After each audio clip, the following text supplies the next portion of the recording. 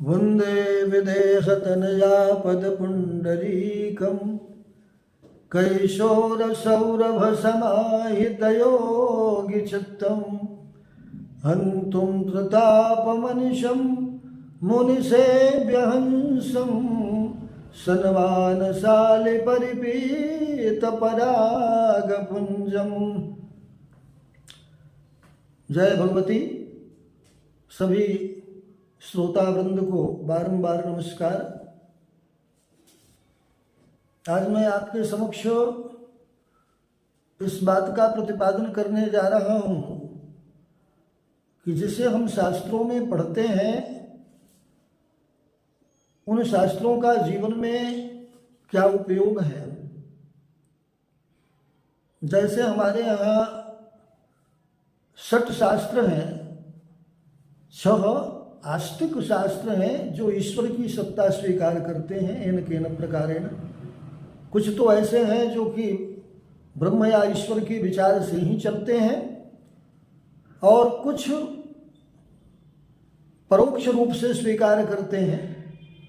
3 ऐसे हैं जो नास्तिक दर्शन कहे जाते हैं या नास्तिक शास्त्र कहे जाते हैं, जो भगवान की सत्ता को प्रत्यक्ष स्वीकार नहीं करते।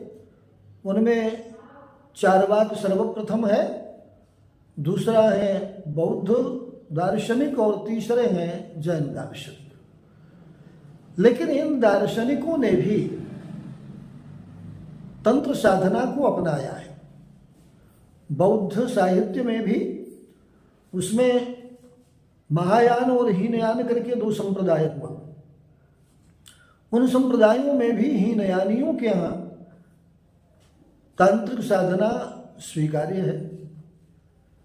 तो इस तंत्र के माध्यम से कहीं न कहीं उन शास्त्रों के द्वारा भी जगत का कल्याण किया जाता है। बाकी और सभी शास्त्र पुरुषार्थ चतुष्टय को सिद्ध करने का उपदेश करते हैं, मार्ग बताते हैं। उन मार्गों के द्वारा उस रास्ते पर चल करके हमें ईश्वर की प्राप्ति हो सकती है, जो परम पुरुषार्थ है, मोक्ष, कैवल्य, निर्वाण। लेकिन कुछ ऐसी बातें भी हैं कि इस भौतिक संसार में रहते हुए भौतिक कष्ट से कैसे बचा जाए। भौतिक कष्ट से बचने के लिए हमें उपासना करनी पड़ती है। उपासना 2 प्रकार की होती है, एक निष्काम और दूसरी सकाम। निष्काम उपासना के माध्यम से हम परम पुरुषार्थ मोक्ष की प्राप्ति करते हैं, ईश्वर का हमें दर्शन होता है, ब्रह्म साक्षात्कार करते हैं, स्वस्वरूपावाप्ति होती है, अर्थात अपने स्वरूप का ज्ञान होता है। और सकामोपासना के माध्यम से हम अपने भौतिक कष्टों का निवारण करते हैं। आदि भौतिक जो कष्ट हैं, आपने सुना होगा, गोस्वामी तुलसीदास जी महाराज ने कहा है, दैहिक दैविक भौतिक तापा, राम राज्य काहू ही नहीं व्यापा। तो ये जो कष्ट हैं, इन कष्टों का निवारण कैसे हो, इसके लिए हमारे सभी शास्त्र उपाय बताते हैं। उनमें सबसे अधिक जो प्रख्यात शास्त्र है वो आगम शास्त्र है। वो चाहे शाक्तागम हो चाहे शैवागम हो। शाक्तागम तो विशेष रूप से इन भौतिक कष्टों के निवारण का उपाय बताता है। जैसे कि हम दैनिक जीवन में देखते हैं कि हम बड़ा परिश्रम करते हैं, बड़ी कोशिश करते हैं, किसी न किसी व्यवसाय में लगे हैं, नौकरी में लगे हैं, धनागम होता है, धनार्जन हम करते हैं, किंतु जितना कमाते हैं उससे ज़्यादा हमारा खर्च होता है, पैसे बच नहीं पाते।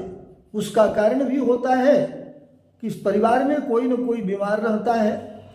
बीमारी में स्वाभाविक है कि खर्च लगेगा, पैसा व्यय होगा। लेकिन कुछ में ऐसा होता है कि पैसा इतना व्यय हो जाता है कि आदमी परेशान हो जाता है। तो ऐसी स्थिति में व्यक्ति सोचता है क्या कारण है, क्यों इस प्रकार से हो रहा है, इसके निवारण का कोई उपाय है अथवा नहीं है। तो वो शास्त्र कहते हैं कि उपाय है। हम उपासना करें तो सकाम उपासना भी मान्य है। हमारे मन में जो कामना है उस कामना को लेकर के हम उपासना माने पूजा करें। चाहे इस संसार में हनुमान जी एक ऐसे देवता हैं जो सभी प्रकार के भौतिक कष्टों को दूर करते हैं और आदमी के जीवन में सुख समृद्धि देते हैं, प्रदान करते हैं। आप दैनिक हनुमान चालीसा का पाठ करें, नियमतः करें, किसी आचार्य से पूछ कर करें, और पाठ करने के पूर्व जो आप मन में संकल्प लेते हैं उसको कहें। संकल्प बोला जाता है संस्कृत में, नहीं आपको संस्कृत में संकल्प आता है कहने तो किसी आचार्य के द्वारा या तो कराएं, नहीं तो खुद हाथ में अक्षत पुष्प माने फूल, अक्षत, रंगा हुआ चावल, पानी ले करके और कुश ले करके भगवान के सामने, हनुमान जी के सामने संकल्प करें, हे प्रभु मैं अपनी इस कामना की पूर्ति के लिए आपके इस हनुमान चालीसा का पाठ प्रतिदिन के क्रम से 1 या 2 जो भी आप करना चाहें, प्रतिदिन इतना पाठ करता हूँ या करूँगा, ऐसा कह करके जमीन पर छोड़ दीजिए। और पाठ दत्तचित्त होकर किया जाता है, मन लगाकर किया जाता है।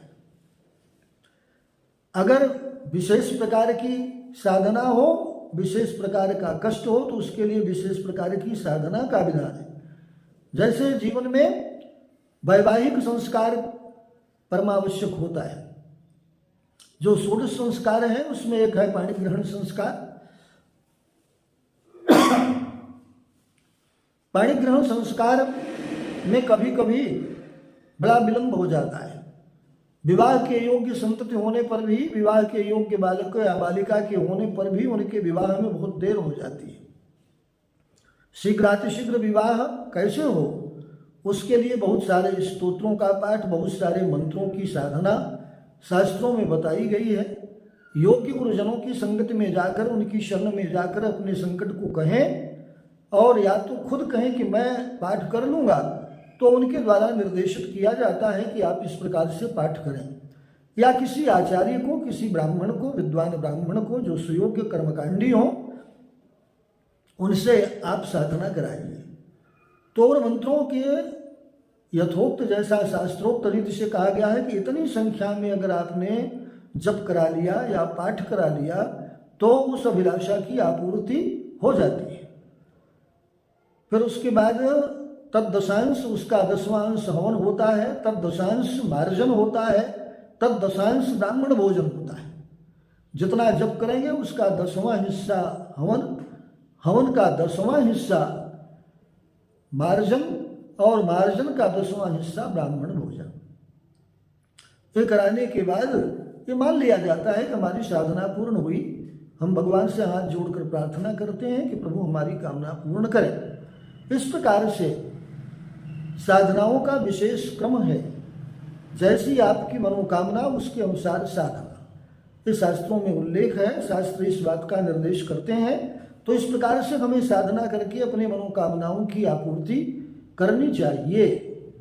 और बाकी तो निष्काम साधना है ही, जो जीवन में ये चाहते हैं कि अब मुझे कुछ नहीं चाहिए, अब मुझे सिर्फ भगवान की शरण में ही जाना है, मुझे मोक्ष या ब्रह्मावाप्ति करनी है, ईश्वर का दर्शन करना है, तो निष्काम उपासना करें। ये भक्ति मार्ग है। इसके लिए आयुर्वेद में भी, तथा जैसा मैंने कहा कि शाक्तागम में भी विशेष प्रकार के निर्देश हैं। आयुर्वेद में तो औषधि के साथ ही आध्यात्मिक उपासना का निर्देश किया गया है।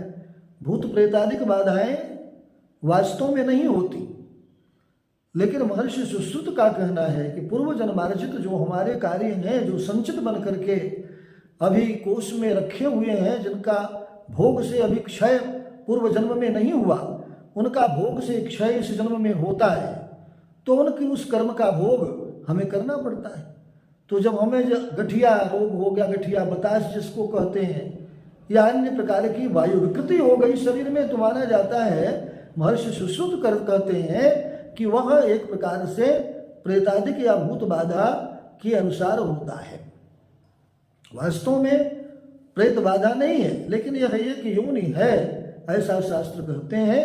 इनके द्वारा सांसारिक व्यक्तियों को कष्ट पहुंचाया जाता है, यह भी प्रत्यक्ष सिद्ध लोग बताते हैं। शास्त्र को जानने वाले मर्मज्ञ विद्वान जानते हैं, बताते हैं।